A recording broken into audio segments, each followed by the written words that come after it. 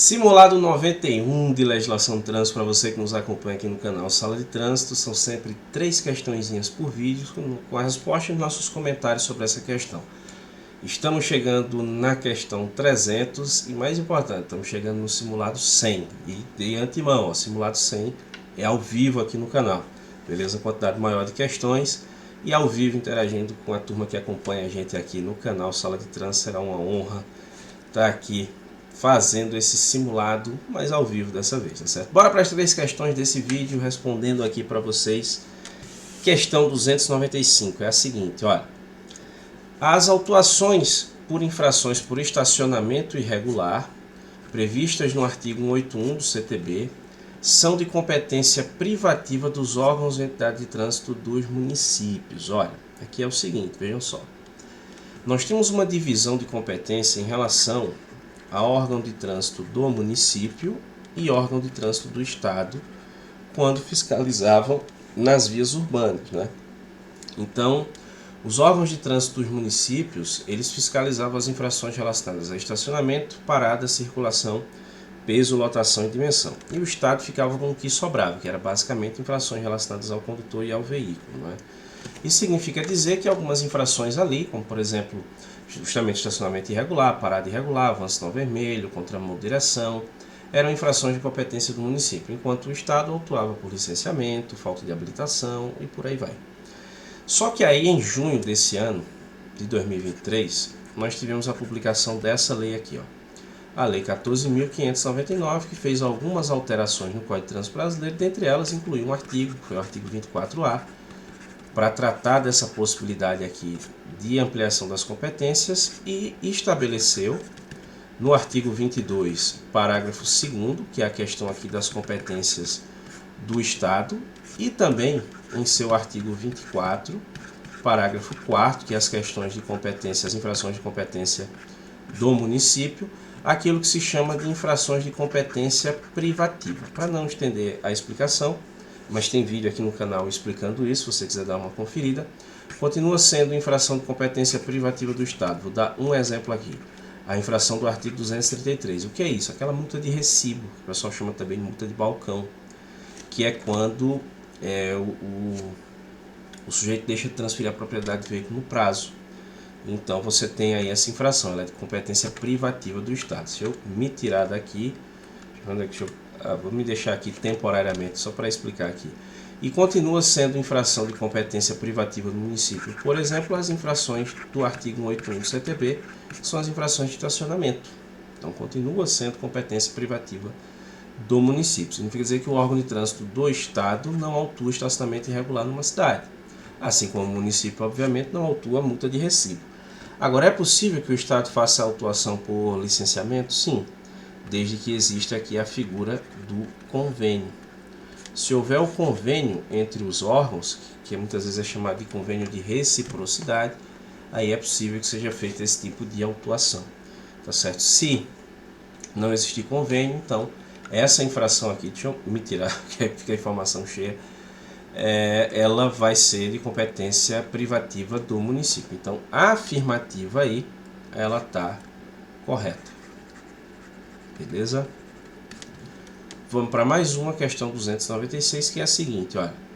Júnior passeava com sua namorada na motocicleta e nenhum dos dois usava capacete de segurança, tendo sido abordado por um agente da autoridade de trânsito. Nesse caso, serão quantas autuações? Olha, aqui é a seguinte, né? Aqui é a seguinte.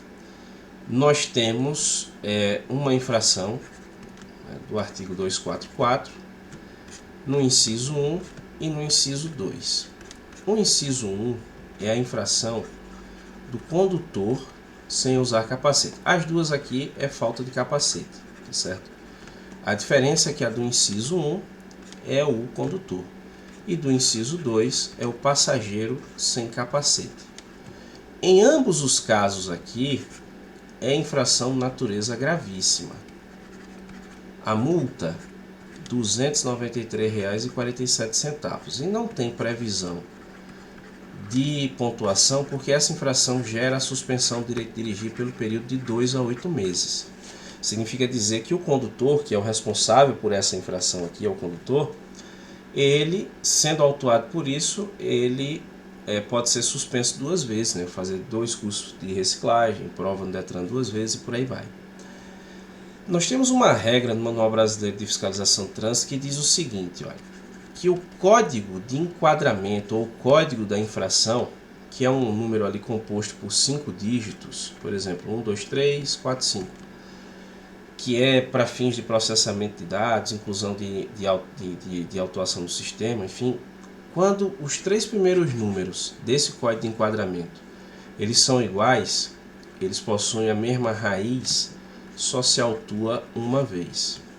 Na infração do condutor sem usar o cinto de segurança, o código de enquadramento é o 703.01. O passageiro sem o cinto é o 704.81.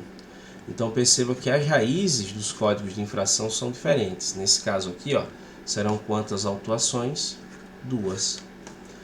O agente vai autuar 2 vezes aqui. Um o condutor sem o capacete e outro o passageiro sem usar o capacete. Onde é que eu encontro essa informação sobre o código de enquadramento? Manual Brasileiro de Fiscalização de Trânsito. Vai lá, saladetransito.com aqui.